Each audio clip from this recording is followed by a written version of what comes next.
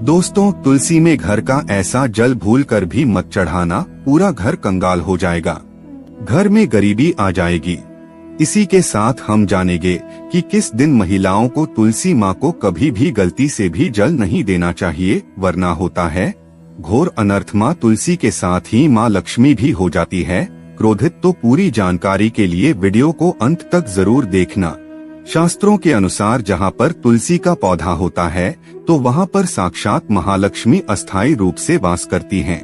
आपको बता दें कि जो व्यक्ति सही तरीके से तुलसी की पूजा पाठ और देखभाल अगर कर लेता है तो सदैव महालक्ष्मी उसके घर में अपना स्थान बना लेती है।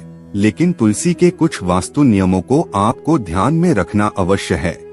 ऐसे में आइए उन वास्तु नियमों के बारे में जानते हैं। नंबर 1, नियमित तौर पर तुलसी के दर्शन करने और हाथ जोड़ने से व्यक्ति के सभी पाप खत्म हो जाते हैं। ऐसे में उसके अंदर एक नई ऊर्जा का संचार होता है जो उसे कामयाब बनाती है। नंबर 2, शास्त्रों के अनुसार तुलसी माता अगर जिस व्यक्ति पर मेहरबान हो जाए तो उसे रंग से राजा बना देती है। इसीलिए माता लक्ष्मी की सच्चे दिल से जो व्यक्ति पूजा पाठ करता है उसे उसका फल अवश्य मिलता है। नंबर 3, तुलसी के पौधे में प्रतिदिन पूजा पाठ और शाम को दीपक जलाने से व्यक्ति की सभी इच्छाएं पूरी होती है। नंबर 4, यदि आपका कारोबार कम चलता है या पूरी तरह से ठप हो गया है तो ऐसे में आप परेशान ना हो। हर शुक्रवार के दिन तुलसी के पौधे में कच्चा दूध चढ़ाते रहे, आपकी परेशानी जल्द ही दूर हो जाएगी। तुलसी माता अपने भक्तों को कभी भी निराश नहीं करती। नंबर 5, जहाँ पर अस्थायी रूप से नियमित तौर पर तुलसी में दीपक जलता है तो भूलकर भी भूत प्रेत आत्मा उस घर में भटकती भी नहीं है, बल्कि जहाँ पर तुलसी का पौधा लगा होता है तो उस घर से नकारात्मक ऊर्जा कोसों दूर रहती है। नंबर 6, अगर आपके घर में पैसों की तंगी रहती है और घर की जमा पूंजी धीरे धीरे कम होती जा रही है तो ऐसे में आप तुरंत तुलसी का पौधा घर पर ले आए और नियमित रूप से उसकी पूजा करें और देखें तुलसी माता का चमत्कार। नंबर 7, 100 गुना फल की प्राप्ति के लिए विष्णु भगवान की पूजा में तुलसी के पत्तों का बहुत महत्व है। कहते हैं अगर आपके पास भगवान को चढ़ाने के लिए कोई भोग ना हो तो केवल तुलसी का पत्ता चढ़ा दें, वह प्रसन्न हो जाती है। वैसे तो प्रत्येक देवी देवता की पूजा में तुलसी दल का उपयोग किया जाता है, लेकिन भगवान शंकर और गणेश की पूजा में तुलसी का उपयोग नहीं किया जाता। नंबर 8, अगर आपके बच्चे को किसी की बुरी नजर लगी है तो उसे बचाने के लिए तुलसी के 7 पत्ते और 7 काली मिर्च के दाने मुट्ठी में लेकर बच्चे के सिर से पैर तक 7 बार उतारकर घर के पीछे की तरफ रख दें, सब ठीक हो जाता है। ये आपको क्लॉकवाइज डायरेक्शन में घुमाना है, यानी घड़ी की सुई की दिशा में उतारनी है। नंबर 9, परेशानी को जड़ से खत्म करने के लिए और बीमारी को दूर भगाने के लिए शाम होने से पहले 4-5 तुलसी के पत्ते तोड़कर तकिए के नीचे रखकर सो जाएं और सुबह होने के बाद कुछ पत्ते खा ले। धीरे धीरे आपकी सभी समस्या खत्म हो जाएंगी। ऐसे में बचे हुए पत्ते फिर से तकिए के नीचे रखकर सो जाएं और सुबह खा लें। ये नियम अपनाएं और देखें चमत्कार। नंबर 10, ज्योतिष शास्त्र के अनुसार कहा जाता है कि तुलसी की माला पहनने से बुध और गुरु ग्रह बलवान हो जाते हैं। ज्योतिष के अनुसार कहा जाता है कि तुलसी की माला पहनने से सभी प्रकार के सुख मिलते हैं और कोई बुरी नजर कभी नहीं लगती। तुलसी की माला पहनने से पहले इसे गंगाजल और धूप दिखाना चाहिए। तुलसी की माला पहनने से पहले मंदिर में जाकर श्री हरि की पूजा करनी चाहिए। जो लोग तुलसी की माला पहनते हैं तो उन्हें प्याज और लहसुन और मांस मदिरा का सेवन छोड़ देना चाहिए। नंबर 11, यदि आपका हर कार्य सफल हो जाता है तो ऐसे में आप तुलसी के पौधों की जड़ को लेकर उसे गंगाजल से धो लें। इसके बाद ही इसकी ठीक तरह से पूजा करें और फिर पीले कपड़े में बांध कर रख दे।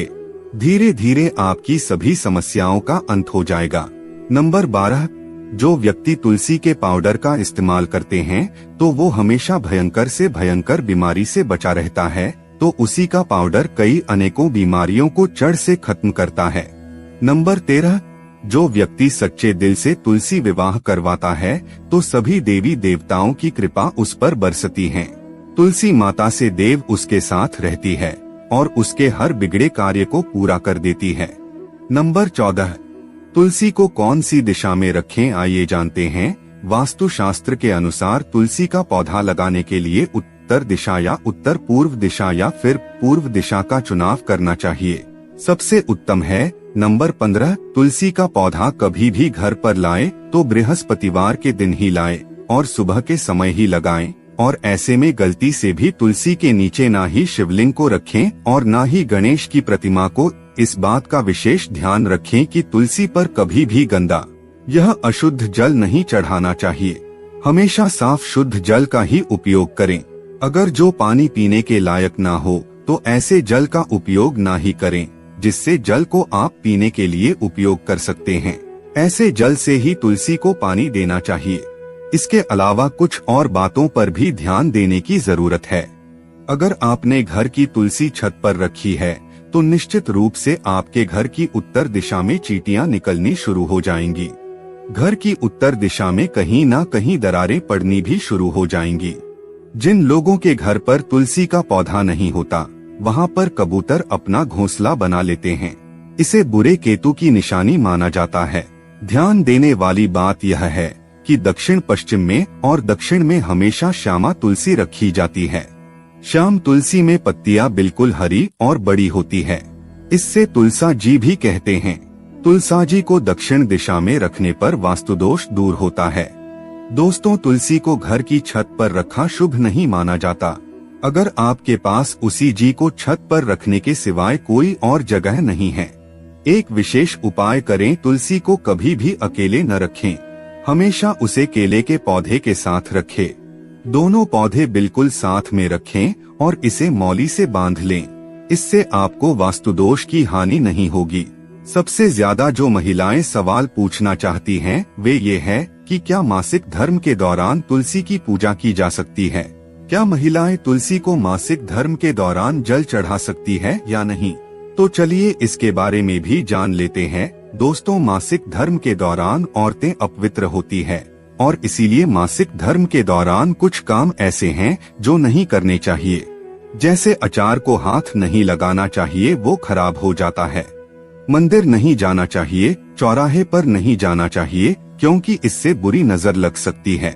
ऐसे ही पौधों में पानी भी नहीं देना चाहिए, इससे पौधे सूख जाते हैं। और कोई भी धार्मिक कार्य भी नहीं करने चाहिए। इसीलिए आपको मासिक धर्म के दौरान तुलसी को जल भी अर्पण नहीं करना चाहिए। तुलसी व्रत भी नहीं करना चाहिए। तुलसी के पास भी नहीं जाना चाहिए, वरना तुलसी का पौधा सूख सकता है। तुलसी अपवित्र हो जाती है।